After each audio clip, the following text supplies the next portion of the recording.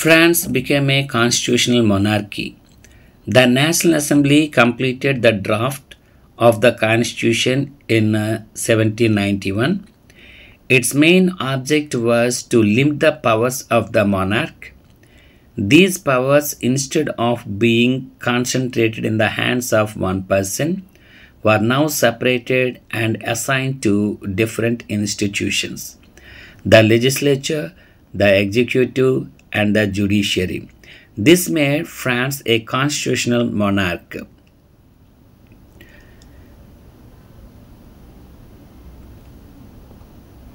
Explains how the new political system worked. Here in this picture, judiciary, judge, vote, executive, king, veto, ministers, control, legislature, National Assembly, 745 members, electors, 50,000 men, vote, active citizens entitled to vote about 4 million of a population of 28 million in France.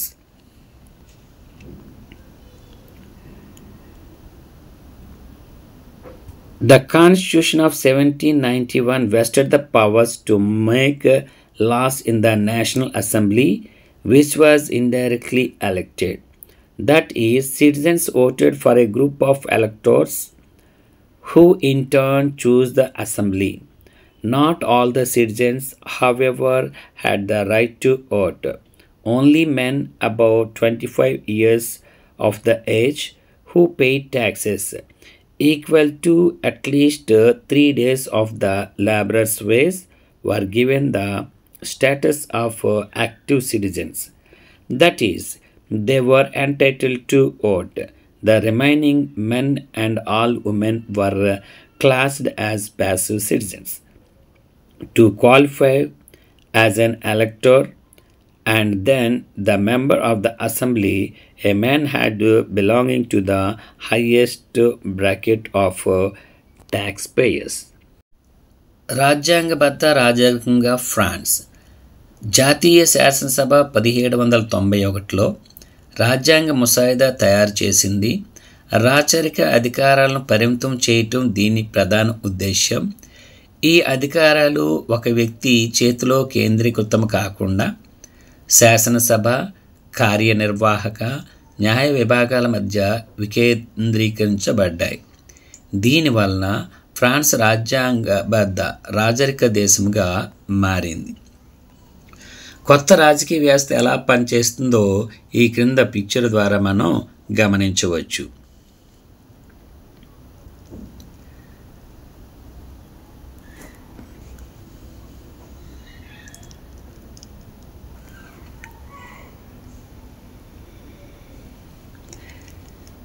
(1791) నాటి రాజ్యాంగం పరోక్షంగా ఎన్నికైన జాతీయ శాసనసభకు చట్టాలను చేసే అధికారాన్ని ఇచ్చింది.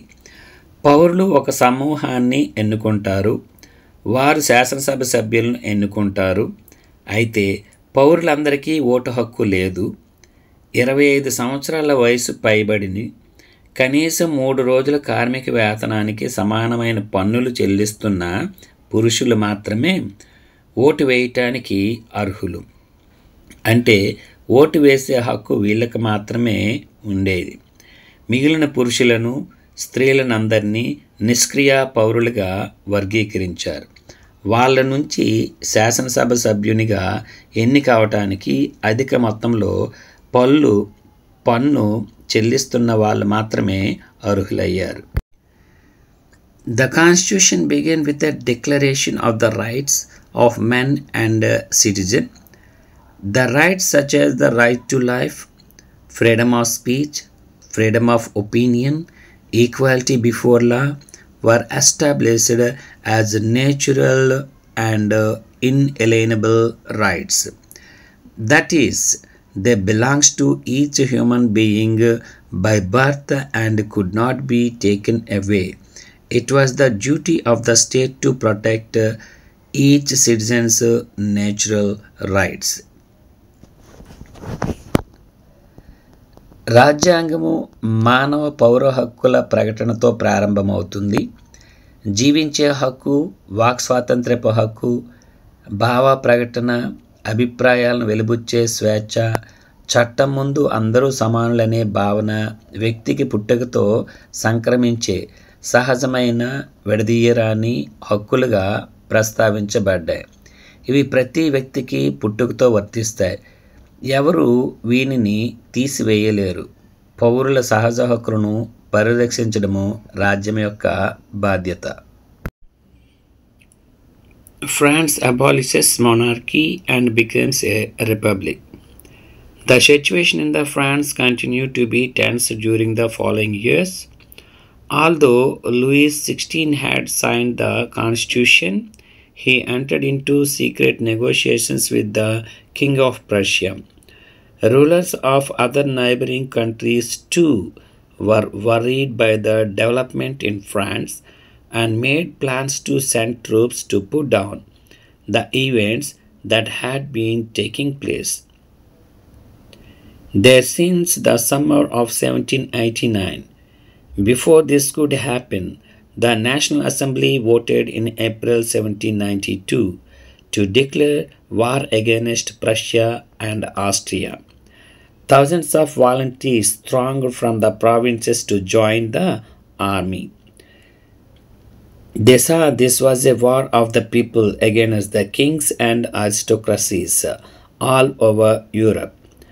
Among the patriotic songs they sang was the Marseillaise, composed by the poet Roger D.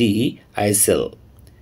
It was sung for the first time by volunteers from Marseilles as they marched into Paris, and so got its name. The Marseillaise is now the national anthem of France.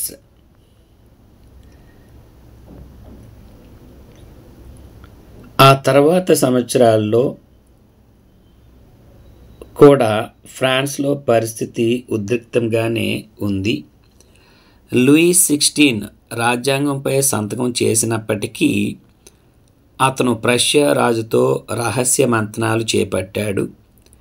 ఇతర పొరుగు దేశాల పాలకులు కూడా ఫ్రాన్స్లోని పరిణామాలతో ఆందోళన చెందారు. 1789 వేసవి నుండి అక్కడ జరుగుతున్న సంఘటనలు అణిచివేసేందుకు ఇరుగు పొరుగు రాజ్యాల వారు తమ సైన్యాలను పంపించడానికి సిద్ధంగా ఉన్నారు. ఇది జరిగే లోపలే 1792 ఏప్రిల్లో ఏర్పాటైన జాతీయ శాసనసభ ప్రష్యా, ఆస్ట్రియాలపై యుద్ధం ప్రకటించింది. సైన్యంలో చేరటానికి వివిధ ప్రాంతాల నుంచి వేలాది సంఖ్యలో ప్రజలు స్వచ్ఛందంగా ముందుకు వచ్చారు. వారు దీనిని ఐరోపా అంతటా రాజులు, ప్రభువులకు వ్యతిరేకంగా చెలరేగిన ప్రజాయుద్ధంలా భావించారు. వారు పాడిన దేశభక్తి గీతాలలో కవి రోగెట్ డి ఐల్ స్వరపరిచిన మార్సైల్స్ కూడా ఉంది. మార్సైల్స్ పాటను మొదటిసారి స్వచ్ఛంద సేవకులు మార్సైల్స్ నుండి ప్యారిస్లోకి వెళ్ళినప్పుడు ఆలపించారు. అందుకే దానికి ఆ పేరు వచ్చింది. మార్సైల్స్ ఇప్పుడు ఫ్రాన్స్ దేశం యొక్క జాతీయ గీతం. In summer of 1792, the Jacobins planned an insurrection of a large number of Parisians who were angered by the short supply and high price of food.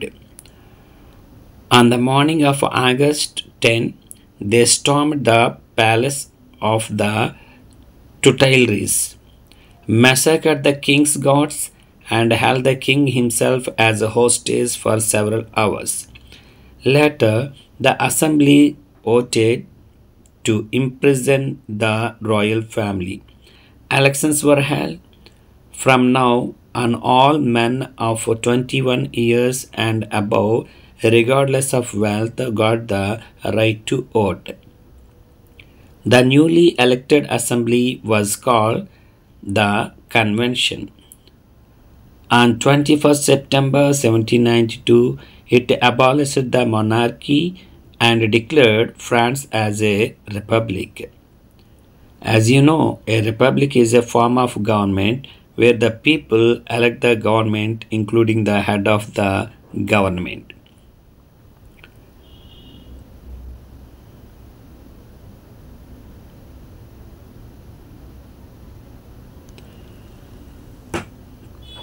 ఆహార పదార్థాల కొరత, వాటి అధిక ధరలతో కోపోద్రిక్తులైన అధిక సంఖ్యాక ప్యారిస్ ప్రజలతో 1792 వేసవిలో జాకోబిన్లు ఒక తిరుగుబాటుకి ప్రణాళిక వేశారు. ఆగస్టు 10 ఉదయం వారు ట్యూలరీస్ మహల్ మీదకి దాడి చేసి రాజు కాపలాదారులను ఊచకోత కోశారు. రాజును చాలా గంటల బందీలుగా ఉంచారు.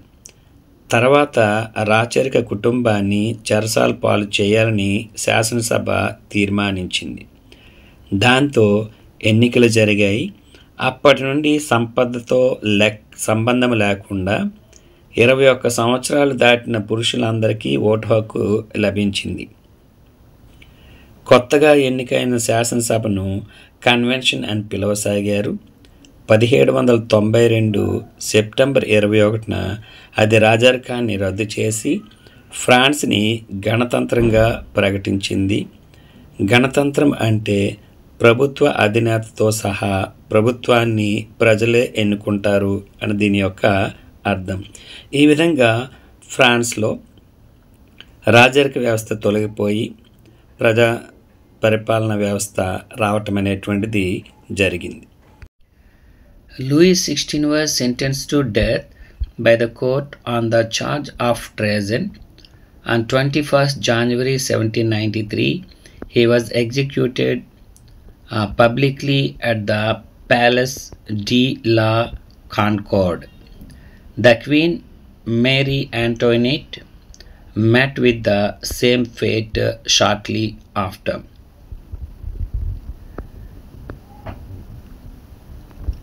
దేశద్రోహము ఆరోపణపై లూయిస్ 16కు న్యాయస్థానము మరణదండన విధించింది. జనవరి 21, 1793లో అతనిని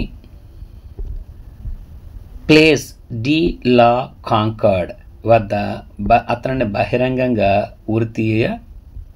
ఉరితీయటం అనేటువంటిది జరిగింది. తర్వాత అతి కొద్ది కాలంలోనే రాణి మేరీ యాంటోనేట్ని కూడా అటువంటి శిక్షనే అనుభవించవలసి వచ్చింది. The Reign of Terror. The period from 1793 to 1794 is referred to as the Reign of Terror. Robespierre followed a policy of severe control and punishment. All those whom he saw as being enemies of the Republic, ex-nobles and clergy, members of the other political parties, even members of his own party who did not agree with his methods, were arrested, imprisoned, and then tried by a revolutionary tribunal. If the court found them guilty, they were guillotined. The guillotine is a device consisting of 2 poles and a blade with which a person is beheaded. It was named after Dr. Guillotine, who invented it. Robespierre's government issued laws placing a maximum ceiling on wages and prices. Meat and bread were rationed. Peasants were forced to transport their grains to the cities and sell it at prices fixed by the government. The use of more expensive white flour was forbidden. All citizens were required to eat the pain d'égalité equality bread or a loaf made of whole wheat. Equality was also sought to be practiced through form of speech and addresses instead of the traditional monsieur, sir, and madam. All French men and women were henceforth citoyens and citoyennes. Churches were shut down and their buildings converted into barracks or offices. Robespierre pursued his policies so relentlessly that even his supporters began to demand moderation. Finally, he was convinced by the court in July 1794, arrested, and on the next day sent to the guillotine.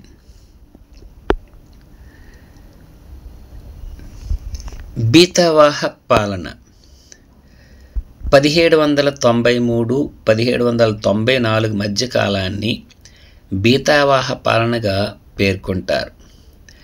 తీవ్ర నియంత్రణ శిక్షా విధానాన్ని రాబిస్పియర్ అనుసరించాడు. రిపబ్లిక్కి శత్రువులుగా అతడు భావించిన వాళ్ళందరినీ కులీనులు, మతాధికారులు, ఇతర రాజకీయ పార్టీల సభ్యులు, అతని పద్ధతులతో ఏకీభవించని అతని పార్టీ సభ్యులను సైతం అరెస్ట్ చేసి జైలుకు పంపించి విప్లవ ట్రిబ్యునల్ ద్వారా విచారించేవాళ్ళు. వాళ్లను న్యాయస్థానం దోషులుగా నిర్ణయిస్తే గిలోటిన్ ద్వారా చంపేసేవాళ్ళు. గిలోటిన్ అనేది 2 స్తంభాలు, ఒక బ్లేడ్ కలిగిన తలలు నరికే యంత్రం. దీనిని కనిపెట్టిన డాక్టర్ గిలోటిన్ పేరునే దీనికి పెట్టడం జరిగింది. రాబిస్పియర్ ప్రభుత్వం వేతనాలను, ధరలపై గరిష్ట పరిమితిని విధించే చట్టాలను జారీ చేసింది. మాంసము, రొట్టెలకు రేషన్ విధించారు. రైతులు పండించిన ధాన్యాన్ని పట్టణాలకు రవాణా చేసి ప్రభుత్వం నిర్ణయించిన ధరలకు అమ్మేలా నిర్బంధించేవాడు. ఖరీదైన తెల్లపిండిని ఉపయోగించడం నిషేధించి ప్రజలందరూ మొత్తం గోధుమ పిండితో చేసిన రొట్టెలను మాత్రమే తినాలని చెప్పాడు. ప్రసంగాలలో, సంబోధనలలో కూడా సమానత్వం పాటించాలని కోరటం జరిగింది. సాంప్రదాయ మన్షియర్, సర్, మేడములకు బదులుగా ఫ్రెంచ్ పురుషులను సిటోయన్ అని, స్త్రీలను సిటోయన్ని అనిగా పిలవాలని చెప్పడం జరిగింది. చర్చిలను మూసివేసి వాటి భవనాలను సైన్యానికి, ప్రభుత్వానికి, కార్యాలయాలకు ఇచ్చివేశారు. రాబిస్పియర్ తన విధానాలను ఎంత కఠినంగా అమలు చేసేవాడంటే అతడి సహచరులే అతన్ని కొంత సమన్వయం పాటించాలని కోరసాగారు. చివరికి అతను 1794 జూలైలో న్యాయస్థానం ద్వారా దోషిగా తేల్చబడ్డాడు. వెంటనే అతన్ని అరెస్ట్ చేసి ఆ మరునాడే గిలోటిన్ ద్వారా చంపివేశారు. A Directory of Rules, France. The fall of the Jacobin government allowed the wealthier middle classes to seize power. A new constitution was introduced which denied the vote to non-proprietized sections of the society. It provided for 2 elected legislative councils. These then appointed a directory and executive made up of 5 members. This was meant as a safeguard against the concentration of the powers in one-man executive as under the Jacobins. However, the directories often clashed with the legislative councils, who then sought to dismiss them. The political instability of the director paved the way for the rise of a military dictator, Napoleon Bonaparte. Through all these changes in the form of government, the ideals of freedom, of equality before the law, and the fraternity remained inspiring ideals that motivated political movements in France and the rest of Europe during the following centuries. ఫ్రాన్స్లో directory పాలన. Jacobin ప్రభుత్వం పడిపోవడంతో సంపన్న మధ్యతరగతి వర్గం అధికారాన్ని చేజిక్కించుకుంది. సమాజంలో ఆస్తి లేని వర్గాలకు ఓటు హక్కు లేకుండా చేసిన కొత్త రాజ్యాంగాన్ని ప్రవేశపెట్టారు. ఇది ఎన్నికైన 2 శాసన మండళ్లకు అవకాశం కల్పించింది. ఇది 5 సభ్యులతో కూడిన కార్యనిర్వాహక వర్గమైన డైరెక్టరీని నియమించింది. జాకోబిన్ ప్రభుత్వంలో మాదిరి అధికారం ఒక వ్యక్తి చేతిలో కేంద్రీకృతం కాకుండా చూడటానికి ఈ విధానాన్ని చేపట్టారు. అయితే డైరెక్టరీ తరచుగా శాసనసభ సంఘాలతో ఘర్షణ పడుతూ ఉండేవాళ్ళు. దానితో వాళ్ళని తొలగించేవి. డైరెక్టరీ పాలన విధానంలో రాజకీయ అస్థిరత్వం నెపోలియన్ బోనాపార్టీ సైనిక నియంతగా ఎదగటానికి దోహదం చేసింది.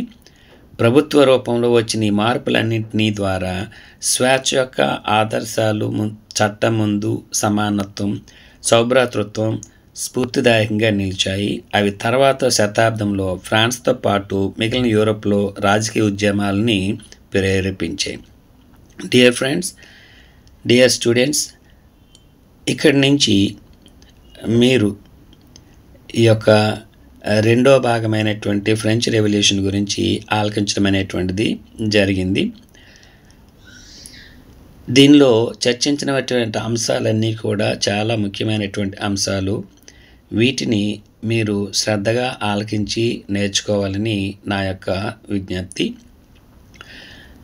నా యొక్క ఛానల్ని సబ్స్క్రైబ్ చేసుకొని లైక్ చేసి షేర్ చేసి ఇంకా ఎక్కువ మందికి ఈ సమాచారం అందేలా చేస్తారని ఆశిస్తూ ఇట్లు మీ Das master. Thank you for watching my videos.